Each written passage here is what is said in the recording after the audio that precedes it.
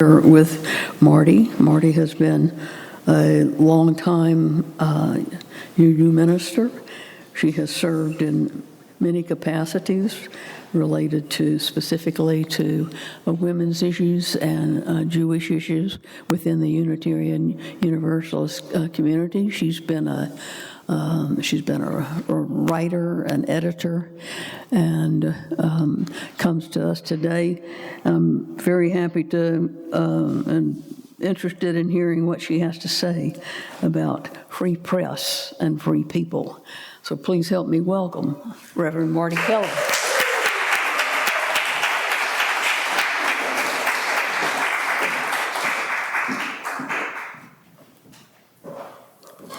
Thanks, Marcia. Thanks, Charlie.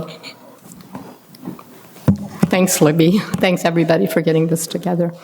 So, every morning now since forever, since the re-election of Donald Trump as president, I have risen at a ludicrously early hour. How many of you also have done that? Even more ludicrous than my previous senior pre-dawn sleeplessness, and scrolled Substack newsletters by writers I have come to admire, even envy as a former journalist, though I believe it is impossible to ever be completely a former journalist, what with the whole world out there still for us to cover. Two of them, the ones that I wake up and read in the morning, are not actually journalists by training or vocation. Robert Reich, a former Secretary of Labor who at 80 years old, he's 2 days younger than President Trump, churns out political cartoons and newsy commentaries every day of the week and appears on what he has coined his Saturday coffee clutch. And Heather Cox Richardson, an esteemed historian who combines her amazing academic background with her erudite personal responses to the history that is making itself, as she writes, an unprecedented history at that. And my favorite, another Heather Delaney Reese. Heather Delaney Reese, a travel writer who has spent the last year using her extraordinary observation skills to instead describe and expose the daily goings-on of this presidency, which is, you must admit, a travelogue of a very different and powerful kind.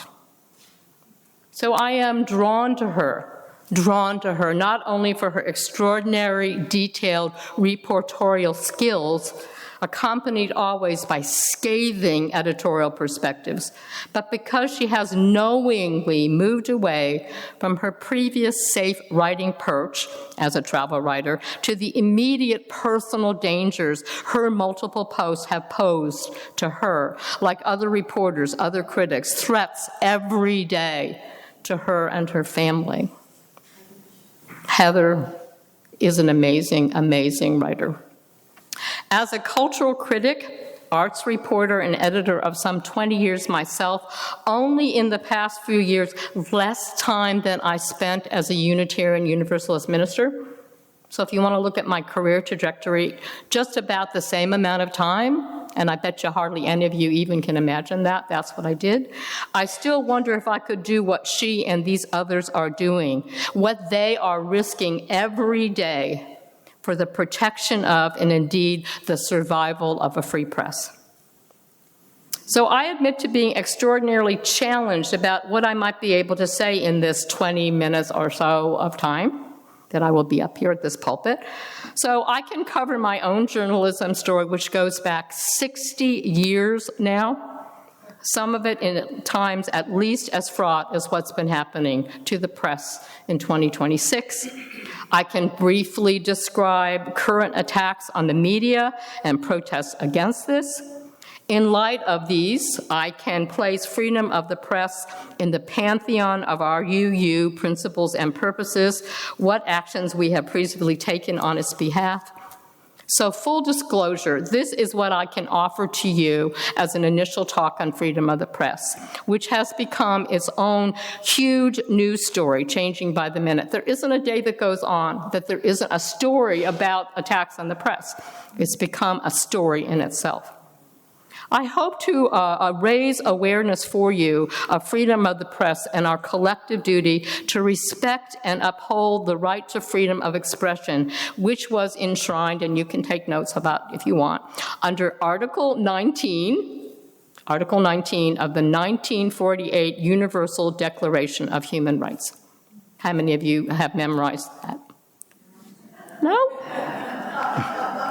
The Declaration states, this worldwide Nations states, everyone has the right to freedom of opinion and expression. This right includes freedom to hold opinions without interference and to seek, receive, and impart information and ideas throughout any media, regardless of frontiers. So every year now, there's a very little known May holiday. You can think of what holidays we also have in May. We have Mother's Day. What other holidays do we have in May? And Memorial Day, right? World Press Day. World Free Press Day is a little-known secular holiday in May, which annually celebrates the fundamental principles of press freedom and evaluates press freedom around the world, including, unfortunately, the jailing of so many members of the press. It also pays tribute to journalists every year who've lost their lives in the exercise of their profession. Unfortunately, many, many more every year. Every year, I love the name of this group, Reporters Without Borders. We know Doctors Without Borders. This is Reporters Without Borders, establishes a subjective ranking of countries in terms of their freedom of the press, based on surveys sent to journalists, researchers, and human rights activists, asking questions about direct attacks on journalists and the media and other indirect sources of pressure against the free press. Most recent rankings list the countries with the highest actual levels of press freedom. So tell me who you think they might be. The most press freedom in the world countries.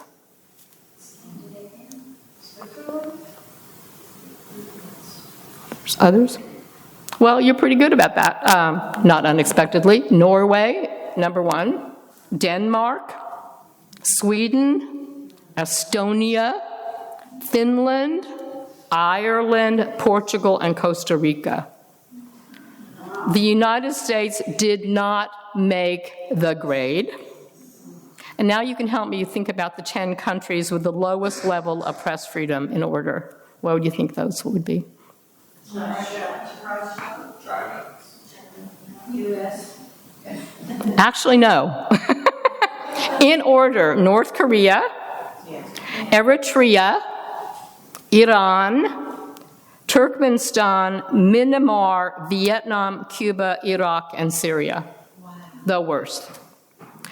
Founder of this country, one of the founders of this country, Thomas Jefferson, strongly advocated for a free press as a cornerstone of this democracy, most famously writing in 1787, before the amendment protecting this was added, that he would, and I really love this is a quote from him, he would prefer newspapers without government to government without newspapers. Believing that a free press was essential for keeping government accountable. According to the ACLU, the American Civil Liberties Union, the First Amendment in 1791, quote, prohibits Congress from abridging the freedom of the press, prohibiting the government from restricting news publication, exercising what we call prior restraint, which means you can't stop a paper from publishing stuff ahead of time, or retaliating against journalists. It acts as a watchdog essential to democracy, end quote. It states quite simply and starkly, this is the language in the First Amendment of our Constitution.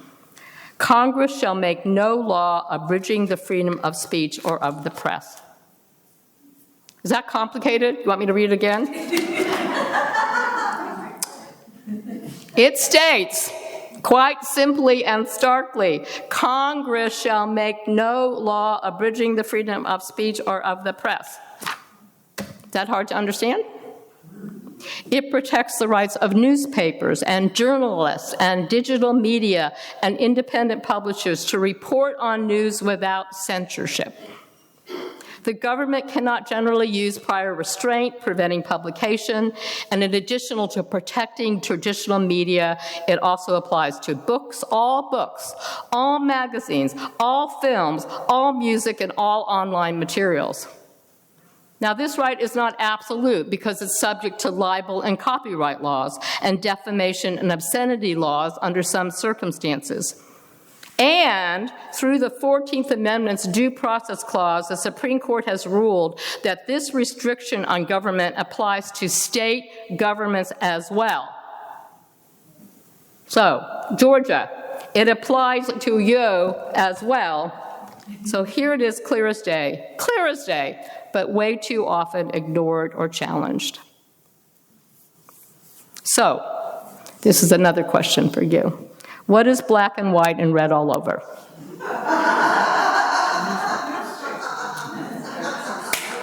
Those of us who are boomers, and perhaps even older, might well have heard this riddle and known the answer immediately. And how many of you already, you knew it immediately? As for us, it was obviously that print newspaper we have grown up with. And I promised Charlie I'd show you. See, I have print on my pants.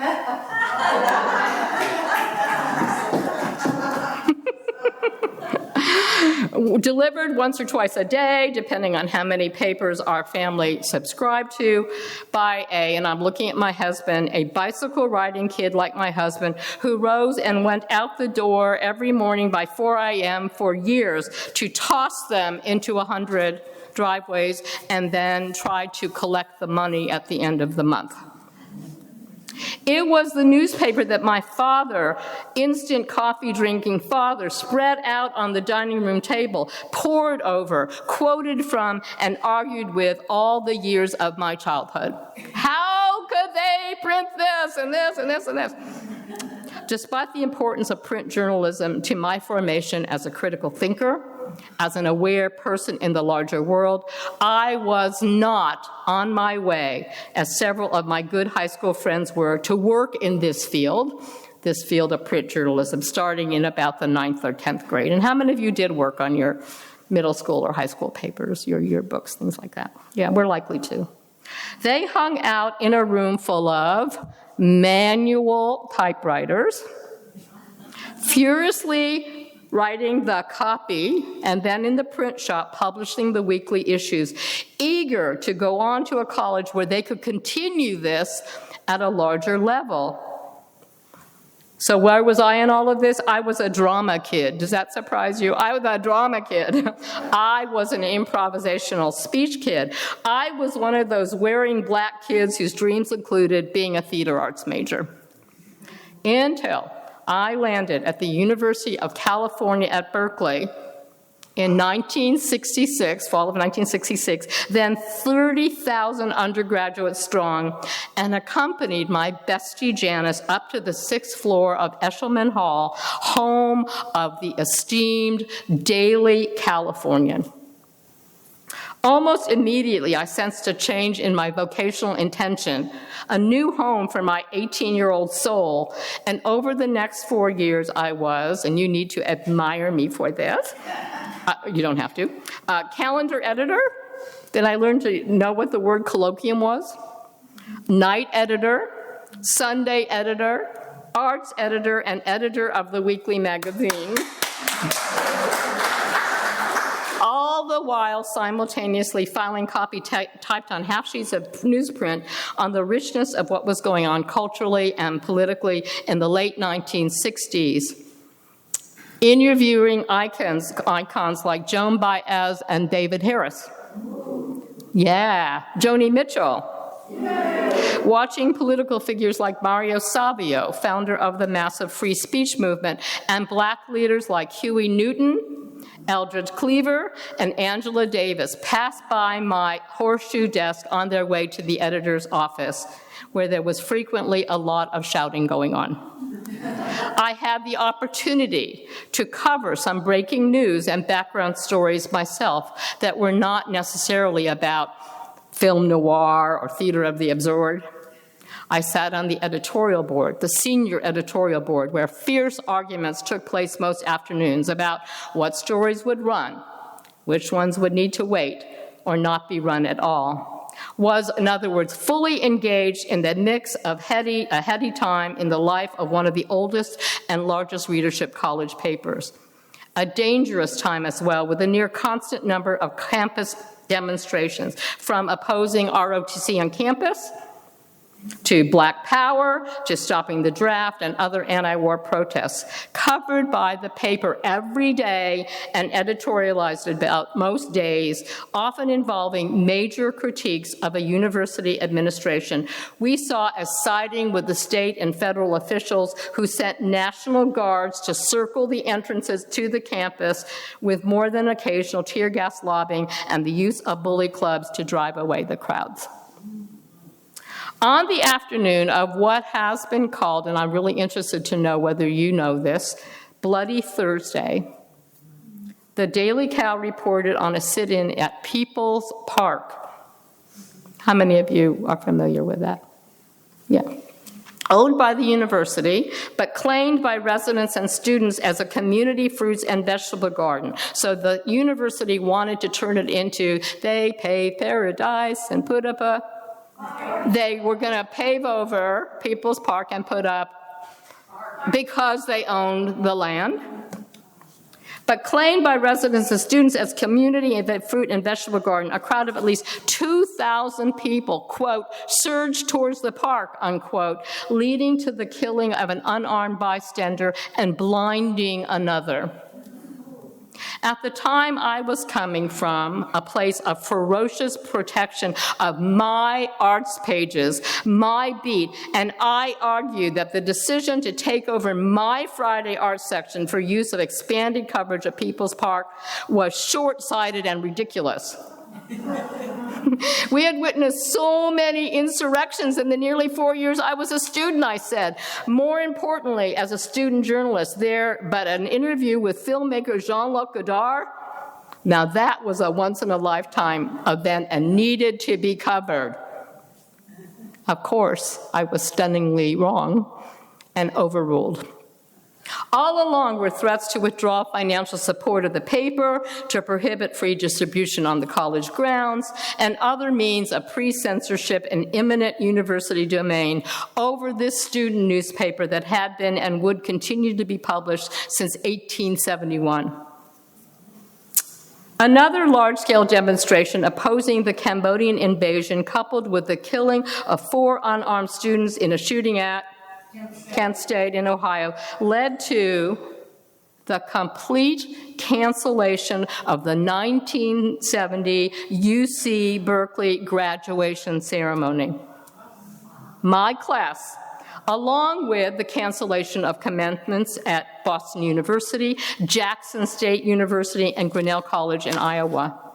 For the first, and I believe so far only time, for power and political reasons, not for medical reasons due to COVID, there weren't graduations then, but not the paper that covered it. So they could cancel the graduation, but there we were on the 6th floor of Eshelman Hall, just typing furiously, recording every moment of this absolutely ridiculous decision to not allow a bunch of graduates in the Greek theater to possibly protest. You think that they were foolish? And canceling the graduation.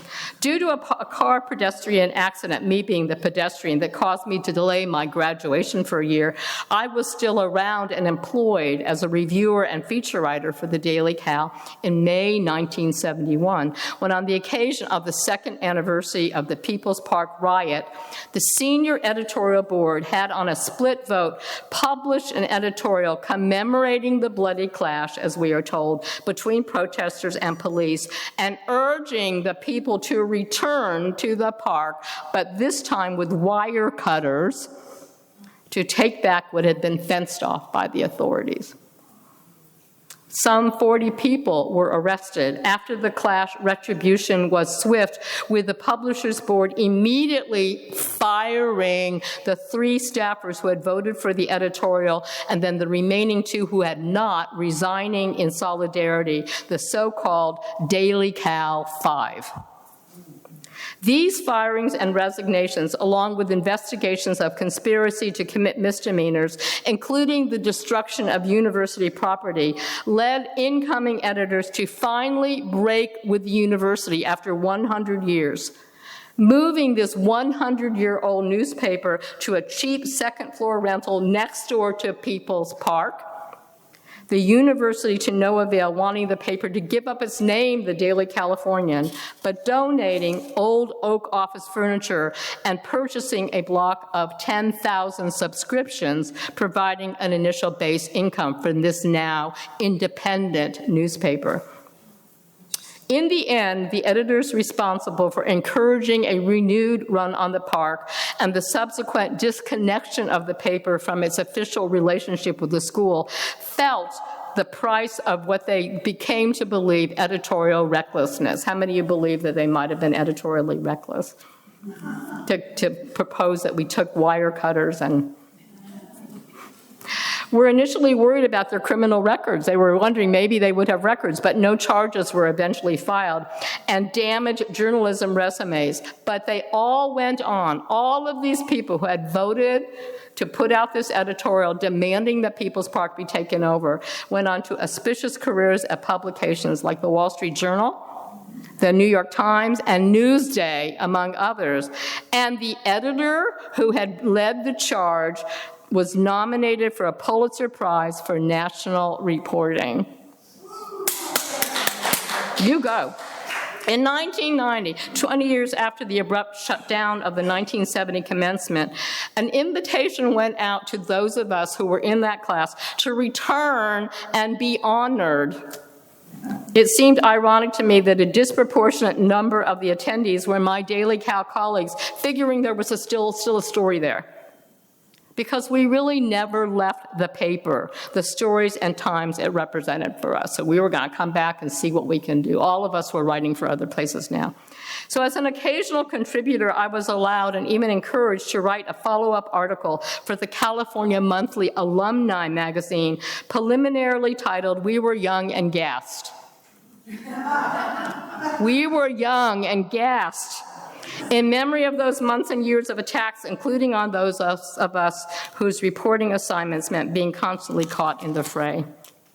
Those of us who graduated from the UC Berkeley School of Journalism watched it at least, hopefully, take back some control of what was going on campus, focusing on championing a free press as a vital pillar of democracy, defending media freedom, advocating for independent media, training a diverse, unafraid next generation of journalists in various platforms, including audio, photojournalism, and documentary, and finally addressing student rights to report without interference, particularly in institutional settings.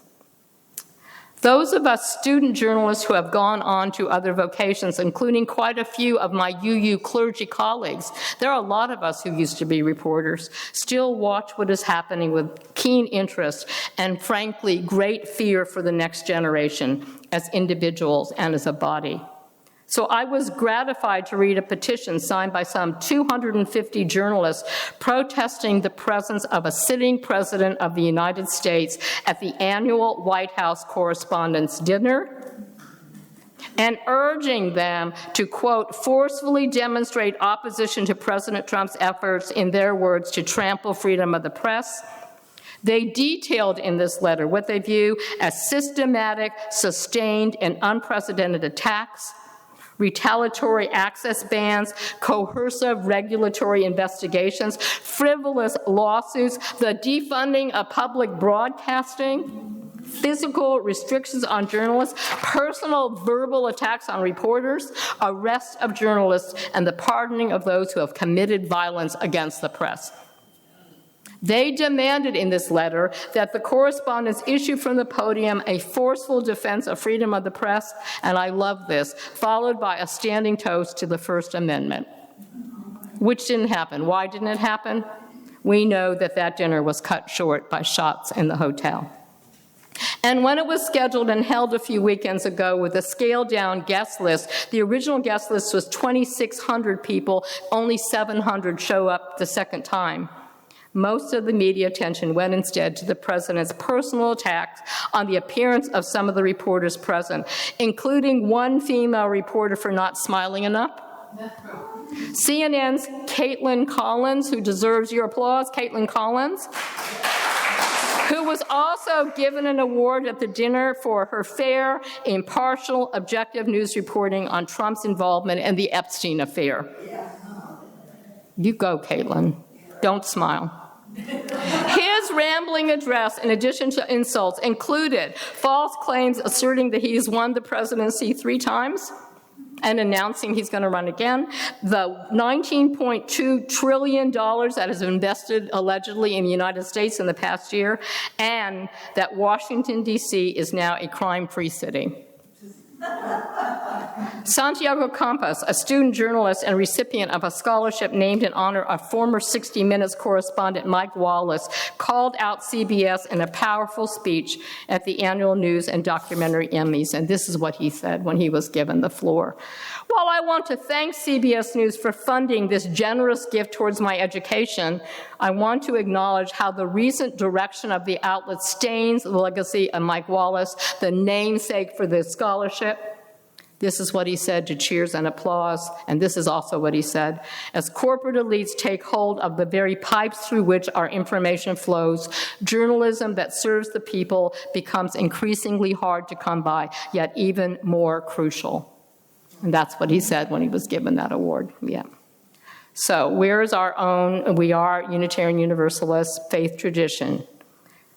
Our own UU faith tradition is called to honor and guarantee freedom of the pulpit. Therefore, what I said this morning, thank you, I can say whatever I want. I think.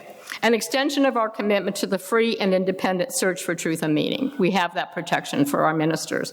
But except for a freedom of the press business amendment passed in 1974, which exclusively applied to diversity and balance in our own UU world, institutional organ, we have never had a study resolution dedicated to freedom of the press. Never. Never. I would suggest that it is long past time. May it be so. Thank you.